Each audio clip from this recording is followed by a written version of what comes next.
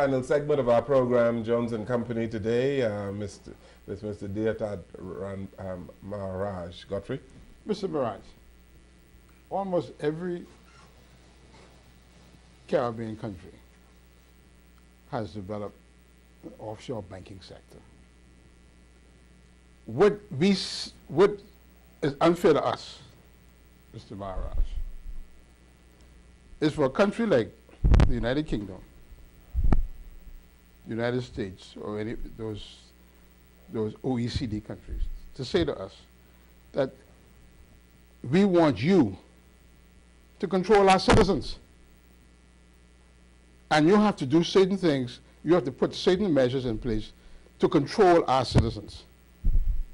And if you don't put those things in place, we're going to institute sanctions against you. You have to let us know what our citizens are doing in your country. In your country. Why can't you control your own citizens? Why put the onus on little Bahamas to control the citizens of a big country like America?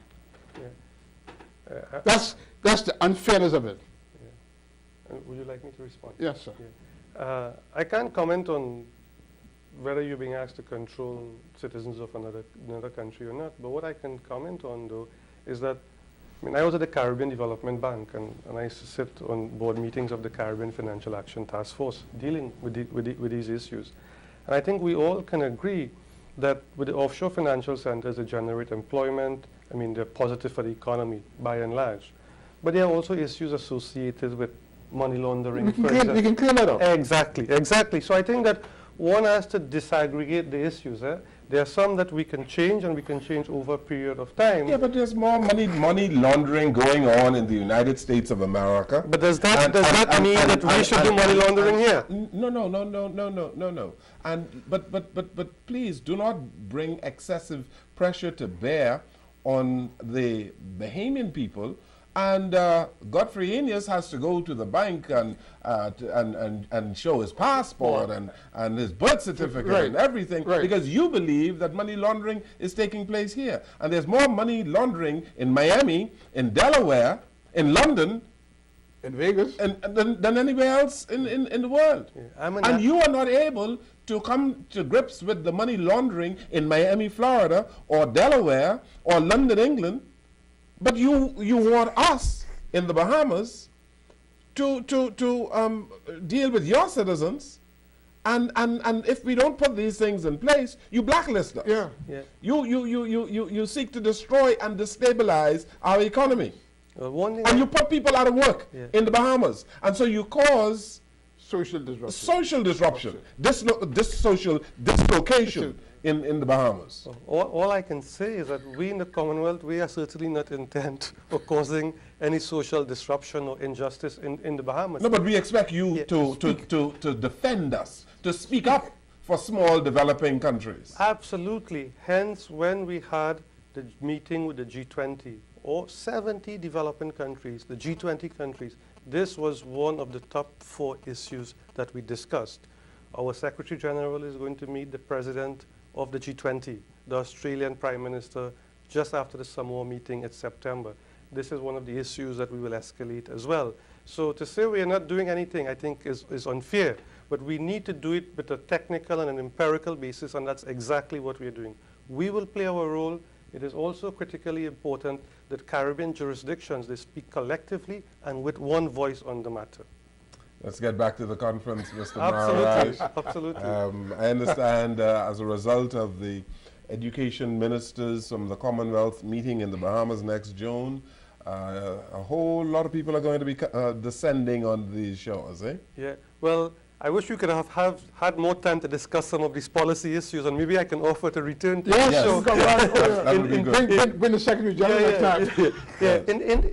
In next June, we would have youth from across the Commonwealth coming to the conference, teachers from across the Commonwealth coming to the conference, civil society organizations coming to the conference. We would have ministers of education and their delegations from across the Commonwealth. We'd probably have between 900 to 1,300 people visiting the Bahamas. You'd be featured in the global media, which is a free marketing, actually, for the Bahamas. And And that's a very specific and concrete measure in terms of injecting some tourist dollars into your economy as well. Yes, well, the Bahamas successfully staged CHOGM in 1985, I think it was, and I think benefited greatly from CHOGM. So this is another kind of CHOGM, eh? Yeah, absolutely, and I have no doubt in my mind that the Bahamas will do an absolutely magnificent job. What gives you that hope? What gives me that hope is that I came a year ahead of the conference to the Bahamas.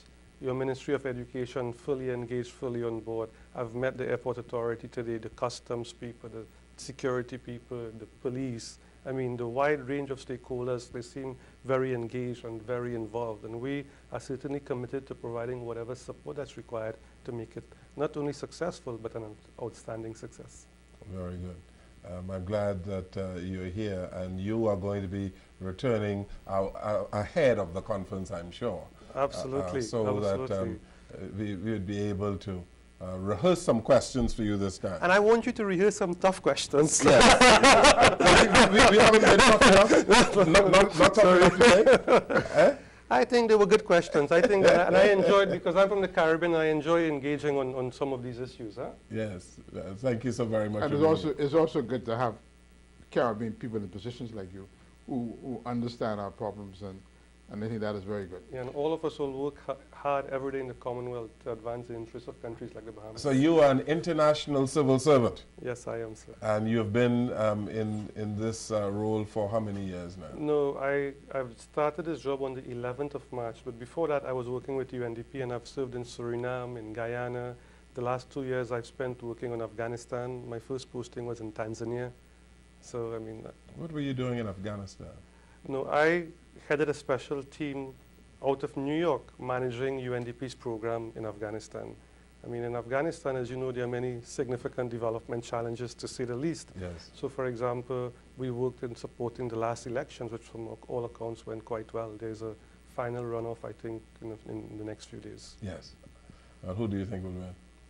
I can't comment. I don't know. You don't know? No. Okay. Thank you very much for being here today, sir. I appreciate it very much. A pleasure being here. Yes, thank you. Thank you, Godfrey Enius. Thank you so much, sir. Thank you for watching and listening to our program today. Good evening, everyone.